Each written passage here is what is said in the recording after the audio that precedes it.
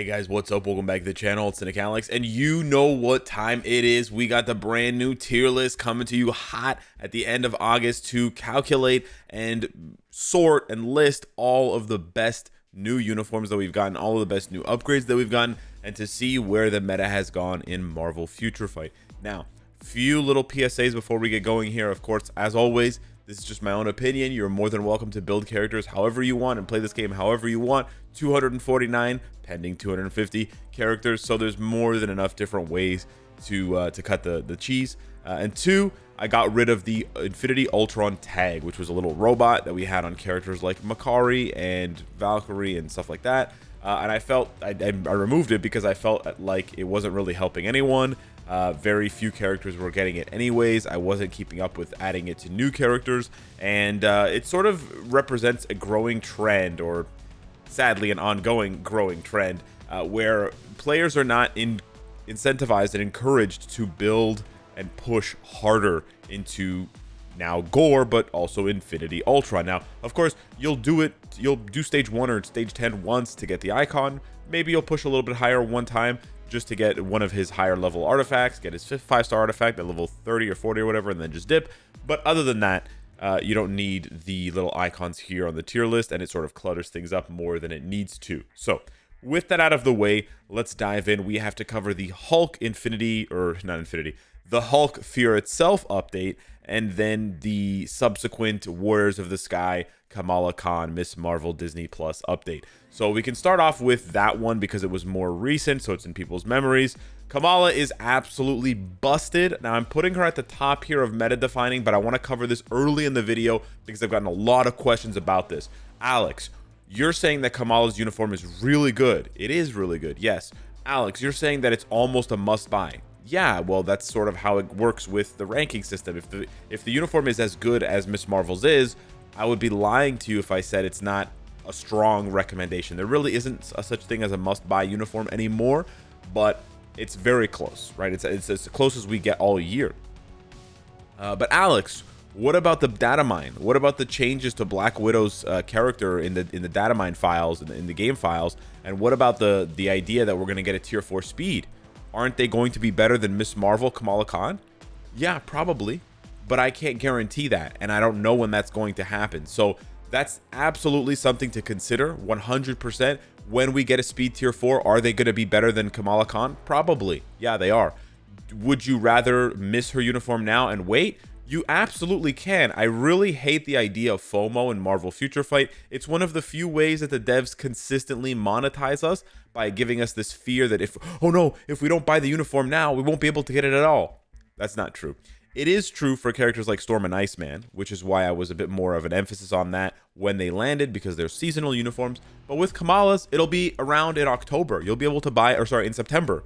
And then you'll be able to buy it again in October. I don't know when exactly, but you will be able to. There should be an all uniform sale coming very soon now, perhaps before we even get into September. And then for sure, at the end of November, you'll be able to buy it at a 50% discount. So you're not going to be missing out on that. However, again, you have to balance both truths. Is it true that Kamala is probably the best speed type in the game now? Yes, it's true. Is it also true that we could get a speed tier 4 soon and they would be better than her? Yes, so both of those things are true. However, Kamala is amazing, and I say that knowing that she has very little current PvP value. And the reason why I'm still putting her here is she's basically just a better, easier to play, much cheaper version of Makari through and through. She has insane healing, great survivability, tankiness, guard break immunity built into her kit. She really has a lot going for her. She even has, I believe, iframe ignore on one of her skills. Like, she really has the total package for PvE, and it's quite fantastic. She actually doesn't have iframe ignore, but that's basically all she's missing. So she's very, very strong for PvE, very, very cheap, affordable, and although she doesn't have PvP presence, PvP nowadays is checked.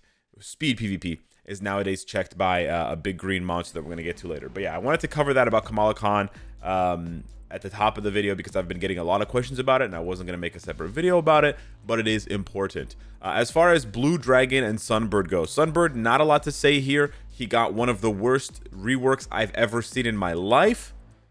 And that's basically the end of it. The only reason you should buy Sunbird or invest in him at all is if you are head over heels for Blue Dragon and you are taking her to tier 4 and you're really going all in on that. Speaking of which, I have to give her the tier 4 tag here because she did not have it. So yeah, Sunbird, a huge disappointment. Probably going to go down as one of the biggest blunders that Marvel Future Fight has done, perhaps all time. And if no other reworks get made this year, you know, like, hey, we wanted you to rework Storm's speed and defenses. We wanted you to rework Deadpool because he was so garbage. If none of those get made and they all get ignored, hopefully at least Sunbird doesn't. Because honestly, out of the ones I mentioned, Sunbird is the worst, right? Like, Storm can still get around and still do things. Deadpool is still a good leadership for Gwenpool. Sunbird literally has nothing except what he always had, which is just that stupid revive. So yeah, very disappointed in Sunbird. Literally the polar opposite of Kamala Khan, Miss Marvel, in terms of the rework and in terms of the value. And then we come to Blue Dragon. I put Blue Dragon here, maybe a bit presumptuous, but I put her as the second best blast type in the game, and that is largely due to being tier 4-able. So please remember, if she's not tier 4, her value is going to drop significantly. She's going to be for sure worse than Doctor Strange, perhaps worse than Mephisto overall, and she's going to be competing somewhere with Sharon Rogers. So, you know, she does lose quite a bit of ranking. And keep in mind, for the Blast class, losing even 1 ranking is huge. So this definitely all depends. It all lies on her being tier 4.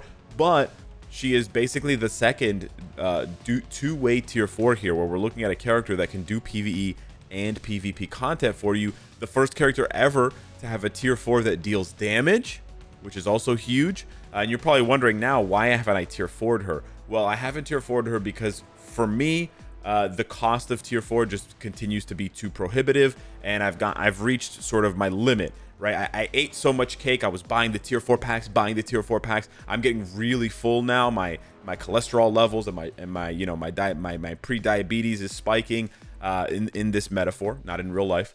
And so I'm just disappointed with the fact that the devs have not addressed the resource needs of the players, and they haven't said, you know, hey, we were looking into the numbers. They did it very quickly for life seeds. They addressed life seeds very quickly, which was probably in their plan all along to make it seem like they were paying attention, and then they just dipped. And then since then, we've all been crying out like, you know, hungry babies, Carbonadium, Soul of the Faltine. And the devs have been like, yeah, we're neglectful parents. We don't really care. So yeah, that's part of the reason why I haven't tier 4'd her. The other part of the reason why I haven't tier 4'd Blue Dragon is I don't need to. She doesn't fill any gap that I currently have that I can't fill with Miss Marvel or Iron Man or someone else, because she just has too many of the same typings that I already have, and the game is not restrictive enough in Squad Battle, World Boss Legend, or other content to require a Blast female hero, right? If it's a Blast hero, I have Iron Man. If it's a female hero, I have Kamala Khan. So I haven't needed her just yet. Or if it's a human hero, I have either Iron Man or Kamala Khan. Like, I can just keep choosing between those two. So yeah, that's why I haven't really done more with her, but she is very good. I'm not lying. She is very, very strong. And again, the PvE, PvP presence, you can build her with a Mighty Destruction or a Brilliant Destruction, or you can go full PvE, full PvP, and she can do very well for you. She has one of the highest, if not the highest, attack stat in the game. Yeah, again, it's a combination of we don't need it, and the devs are making it very painful if you really want to be chasing the meta at this point. Not painful, expensive. And I love supporting this game, but it needs to be supported in a way that is healthy for the game. So as weird as it sounds, if the devs released a patch where they increase the amount of Carbonadium and they increase the amount of Soul of the Faltine in the game, I would spend more money, if that makes sense. Anyways, I don't want to make this a rant about resources. I'm trying to focus on the game here. So yeah, those are the rankings for Miss Marvel, Blue Dragon, and Sunbird. Now we go backwards in time a little bit more to the all combat update, one of the sexiest updates of the year, big and muscular. The 4 Fear Itself worthy ones got upgraded from Absorbing Man, Juggernaut, Titania to Hulk. We can start with Absorbing Man here, and he actually creates a really interesting triangle team with Titania and Juggernaut. And if you don't know what a triangle team is, I don't know what it is, I just made it up. But essentially what you do is you play with Titania lead and Juggernaut and Absorbing Man. and you switch between them, popping off their awakening skills one after another after another. This is called in the ABX community switch play, and it's actually a really fun way. It's a bit more annoying. It's obviously more expensive because you have to build 3 characters rather than just building 1. You need 3 times as many CTPs and Odin's blessings, yada yada, but it does give him more value. And not only does he give it more value, but he has the leadership of Titania to buff him. He has Titania's passive for strong characters to buff him, and he has a team up with Titania because she is his wife. So yeah, Absorbing Man lands in the meta-ish category basically on the back of that. He's also just a cheap option if you need a combat villain, but we do have a lot of combat villains now, and a lot of people are going to be looking at Hulk rather than Absorbing Man, so that's why his value does drop a little bit, but he's decently proc friendly. He's very fun to play. He's got healing on all 5 skills. I really like him. Unfortunately, there just isn't enough content there isn't enough content that requires characters like Absorbing Man. If there was, he would have even more value because he hits hard and he has great survivability, but I covered that in the review, which didn't get many views, so that probably indicates how meta the character is on some level. Juggernaut, on the other hand, a very good comparison is Gilgamesh. If you guys remember how good Gilgamesh was back in the day for PvP, Juggernaut is a very, very good example of an updated 2022 version of Gilgamesh. He hits way harder than Gilgamesh, which is needed, frankly, but he has a lot of the same sustainability and tankiness. He just doesn't have the same number of supports for the other Eternals like Gilgamesh has. But yeah, Juggernaut, super tanky, can be built for PvE, can be built for PvP, but he suffers from the, there are too many other better options pain. But yeah, they did give him a really good rework. He has some cool skills. He has nice animations. He pops off, and his healing is just bonkers. If you got his artifact, it's exactly the same as Gilgamesh's. It gives him a heal, and it increases his max HP, which is bonkers for PvP content. It also makes him basically unkillable in Dormammu GBR, which is absolutely worth something at this point with how difficult that content can be. And then we come to Titania. Titania sort of holds together this trio of characters because she represents not only the best of them in terms of highest DPS, highest burst damage, but also because she has the leadership to buff both Absorbing Man, Juggernaut, and any other combat type, combat type that deals physical damage. But also the support that gives her, gives all strong allies and herself additional attack stats. So Titania really holds it together, but she's sort of like a mix between Absorbing Man and Juggernaut. She's not quite as tanky as Juggernaut, but she has more of the offensive capabilities like Absorbing Man, but she basically just ends up being the better version of the two because damage, unfortunately, in Marvel Future Fight is king. It wins out most of the time, and so Titania sacrifices a little bit of that Juggernaut defense and instead brings really nice burst damage. Really great option for ABX, of course. That's where she's going to shine and where she's going to get the most play, but she's decent for world boss content. She's decent for GBR content if you know how to get hit, which sounds weird, but it's true. And she can sort of hang with the big boys. So I'm really happy with these reworks for all 3 of these, but they definitely did Titania the most justice, and she has the most flexibility for your roster overall. And then last but not least, I didn't do this on purpose, but I do want you to watch the whole video. We come to the big green monster, Hulk. Hulk got a massive rework. And the most interesting thing about Hulk's rework, I would say, is that they definitely leaned more towards PvE this time. And I think that was a good change because the Immortal Hulk uniform that he got 2 years ago was basically all PvP. Now, that doesn't mean Hulk can't be used for PvP. Oh, he's used, and he can basically giga clap and one-shot any character if he gets lucky. The issue is now that as a combat type, he has to deal with the blast, advantageous, disadvantageous, rock, paper, scissors typing. And so because we have Emma Frost, because we now have Blue Dragon, because we also have Adam Warlock, of course, can't remember that, we have a lot of heavyweight juggernauts in the blast category to make sure that Hulk doesn't get out of control. So it's not the same Hulk you saw 2 years ago where basically every team was running Hulk. Some teams were just running Hulk with 2 supports. He's not as strong in PvP this time, but on the flip side, he's very good for PvE. Now, you do need to go a bit hard on the investment. You got to go to level 80. You maybe even have to go to tier 4 to get that juicy tier 4 skill that buffs him in both PvE and PvP. But I am quite happy with the Hulk rework because it has made him relevant in a way that doesn't feel game breaking. And it definitely could have been more game breaking considering how I mentioned earlier the devs really want to monetize tier 4.